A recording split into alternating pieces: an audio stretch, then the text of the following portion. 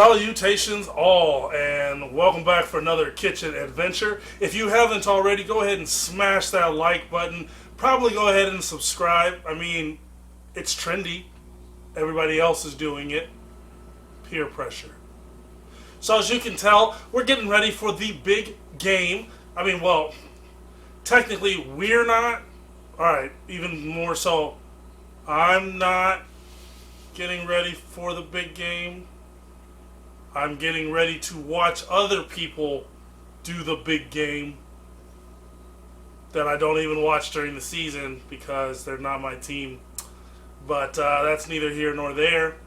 We'll be back. But anyway, what are we getting into today? Well, I want to get you prepared for Super Bowl Sunday. It is right around the corner, and I do mean right around the corner. And I don't want you to be that person that shows up to someone else's location, you've been invited, and you show up empty-handed. Instead, I want to make you the king, or the queen, or the they, them, nosotros, no, whatever. I want you to be able to show up with something in hand. So we're just going to go over a few dips, right? Who doesn't love a great dip? We're going to do some hummus. We're going to do the throwback on the spinach dip because it was asked for.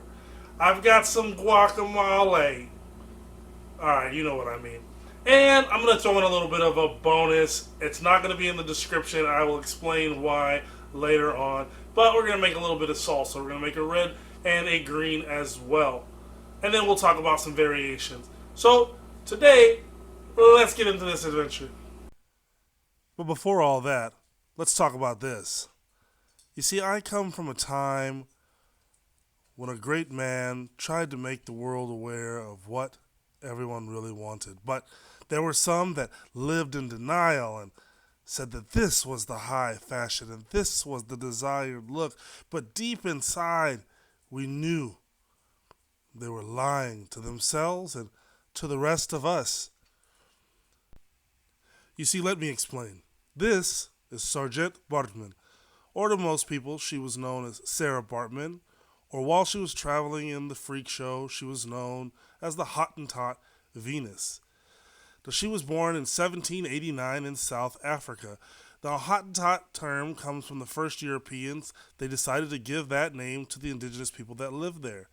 She traveled in a freak show because she had the donk, and it was just amazing to everyone in the world. And though they claimed they didn't like it, after her death in 1815, fashion sure did change. The saddest part is after her death, what really happened, and I'll save you those details. And even though she died in 1815, she wasn't actually buried until 2002. Think about that. Sarah Baartman. Alright, so starting off with some of the ingredients we're going to need. Obviously for our salsa, we'll want some tomatoes. And it doesn't really matter what type, whatever you like. We got some jalapenos here. We've got our tomatillos for our salsa verde. You're going to need a lime for both of these. Some cilantro, which will go into both as well. My favorite, you know what it is. Gonna need a little cumin, or coriander for the European friends. Some black pepper. Of course, right? Kosher salt, or salt, doesn't have to be kosher, could be halal. I like to use a little smoked paprika in my red salsa. For the spinach dip, obviously, right? That's a given. We're gonna need some spinach. We're going to need a little heavy cream, though you can use sour cream. Cream cheese. A little parsley. Again, I didn't have any fresh in the house. It is what it is. You're going to want some butter. And I like to throw in a little water chestnut. It adds a little texture at the end of the day. All right, now for the hummus, we're going to use some chickpea. Again, we're going to go back to that garlic. You're going to need tahini. That is vital. Salt. A little oil. Typically, I like to use olive oil, but it is what it is. Now, for the avocados, I just had those in there, so we're going to make some guac a little later. But let's get started. So we've got our tomatillos here, and your tomatillos generally come in like a little casing, if you will. You want to peel that off. It is a little bit sticky, which is one of the reasons why I wear the gloves. But the other reason is I have learned through the years that when you're making salsa, if you don't touch all the ingredients with your bare hands, for whatever reason, they just last longer. So anyway, we got the tomatillos cleaned up and put to the side. We're going to start with our jalapenos. And for those that don't want it to be too spicy, remember you can always go in and scrape out the seeds and the pith, and that will help to dial down some of that heat. I'm going to roast mine whole. And then, of course, with my onion, I like to take it, peel off the outer layer, and then I quarter them. And I just do that, one, so that they'll cook down a little faster when we're roasting them, as well as it's easier on the blender to cut down the smaller pieces, right? So that's what I'm doing here. I'm just going to quarter them. Now, I've got my oven set on juvenile. That's 400 degrees for some of my younger audience. And I'm going to get everything on the pan here ready to go. And I like to hit it with a little bit of oil, right? Because oil helps that heat do its job. So I'm spraying a little bit of veggie oil on that just to help speed up the process a little bit, make it a little more even. And we're going to pop these bad boys into the oven and get to work on the rest of our stuff. So when you start off with your hummus, you want to drain the juice of the chickpeas. You want to drain them, and then you want to rinse them. That juice is not sexy. We don't want it, all right? So now that we're done with that, we got our food processor ready to go. We're going to go in. It's a very simple process. It is so crazily easy to make this stuff. And it's one of those snacks that's good and good for you. So we're throwing in our chickpeas. When you open your tahini, make sure you shake it up really well. It's kind of like a natural peanut butter, right? Because it's a paste made with the seeds. So the oil and the actual body of the paste do separate. So you want to make sure you shake that up really well so you can get the whole shebang-a-bang. So we start off with our tahini. Then we're going to go in with the rest of our ingredients. So I got my lemon juice there. I don't know if I mentioned that in the beforehand, forgive me. And the garlic. Now, I like to go a little heavier with the garlic because you know that's my jammy jam.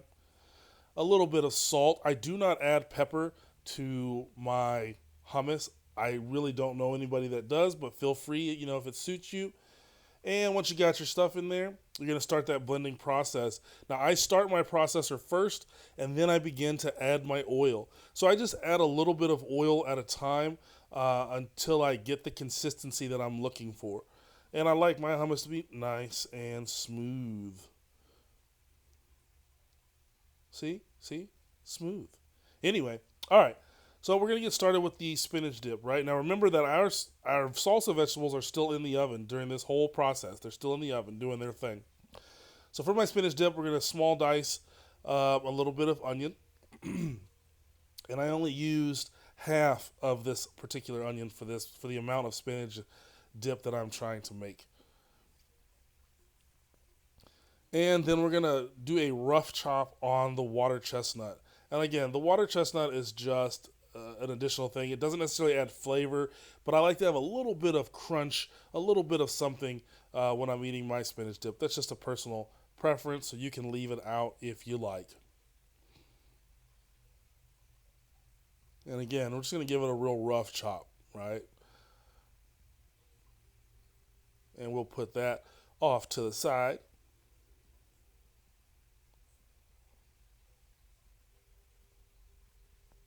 So we get our pan good and hot. A little bit of olive oil or a little oil, whatever you're choosing, to start off our onions, just so they don't stick needlessly to the bottom of our pan. And again, the oil helps to speed up the process. And we want a little bit of color on them. You don't have to go full caramelization, but you can. It'll really enrich the flavor of your spinach dip. So as we begin to get a little bit of color on ours, that's when I'm going to go ahead and go in with my butter. And you'll see in the ingredient listing that butter is not in there. You don't have to have butter. That's just how I make mine. The recipes that I give to you guys are kind of like a starting point. And as you get comfortable with the cooking process, by all means, start twisting it up and remixing these recipes to suit your taste buds. All right, so we went in with our butter and the garlic. And again, same thing with my spinach dip. I go a little heavier on the garlic. It's just a personal preference. I really enjoy garlic if you don't know that about me by now. And as my butter begins to melt down, I'm going to go in with my cream cheese. And you want to turn your heat down at this point as well, because if you have it up too high, you're more likely to burn that cream cheese in that pan, and we don't want to do that. So you'll turn your heat down just a little bit. The smaller you can break up the cream cheese, the faster it'll melt down for you, so we're not standing here all day waiting on it. And then after I get it broke down some, we'll go on with the heavy cream. And remember, you don't have to use heavy cream. By all means, you can use sour cream. It'll add a little zing to that. You can use plain milk if you like. That's, again, a personal preference. I'm going to season this with a little salt and pepper. And then later on, we'll add the parsley. Like, we do everything in layers, right? You want to let these food items release their flavors in layers. Something that you learn in the kitchen, we talk about a lot. We're building layers. So anyway, so we've got that in there, and we've got our spinach. Now, you can use fresh spinach, but remember, like last time, if you use fresh spinach, you actually need quite a bit more than spinach that's already cooked down, because spinach will cook down to pretty much nothing. All right, and then once you have your cooked or your fresh, you saute down your fresh.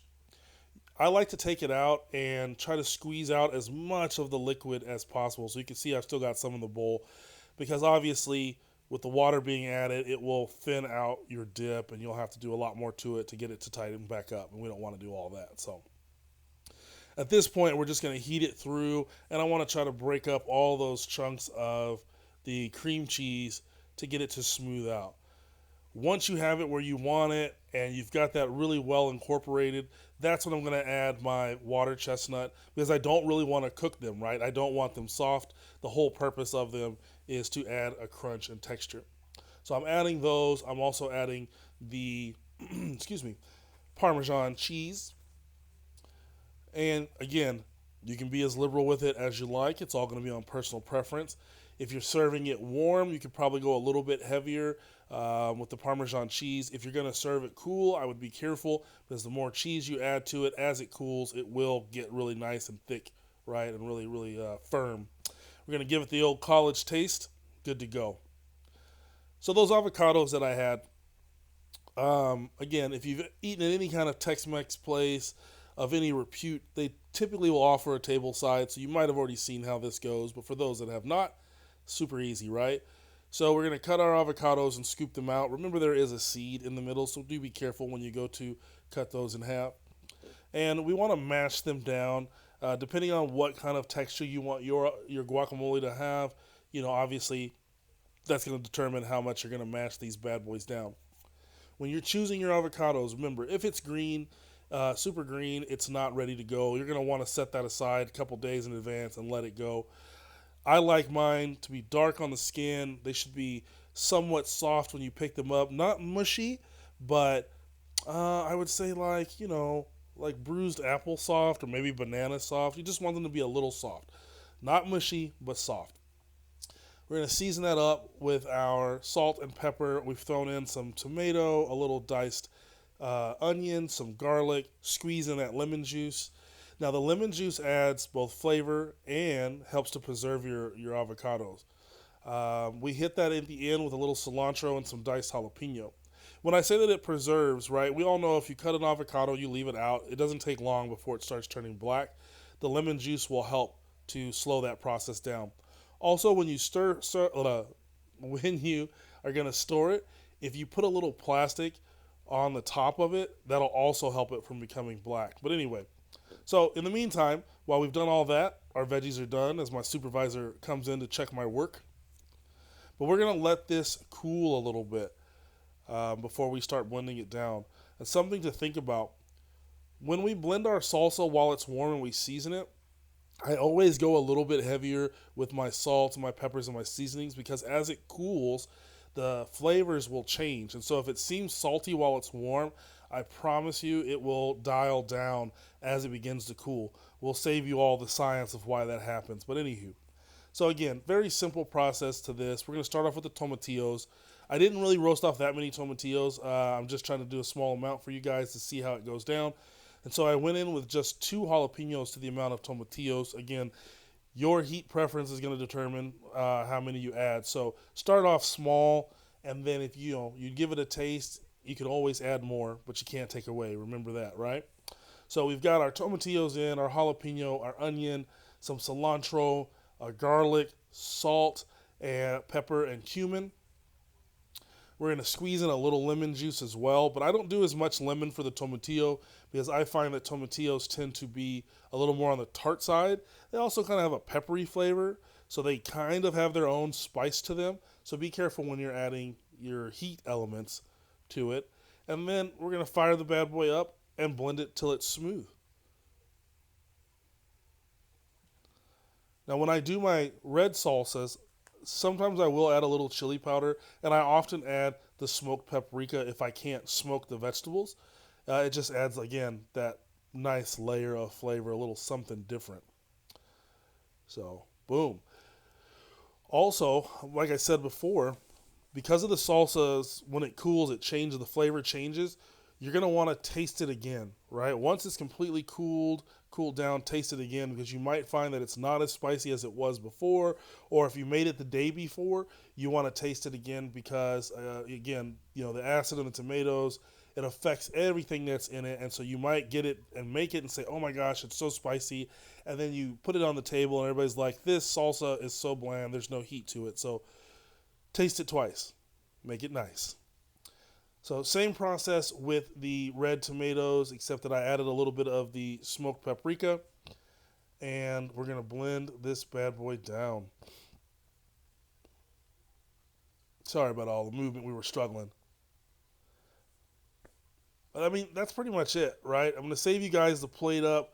On the hummus, however, you can, when you serve it, put a little oil on top, sprinkle some paprika on it like you do in the restaurants. Let me know how yours turns out. Last little thing, just wanted to say we really appreciate you guys coming to check out the video. Try out some variations on these dips. Maybe add a little avocado to your green salsa. Maybe add some roasted peppers to your hummus. It's all delicious at the end of the day. Like and subscribe. Appreciate you guys.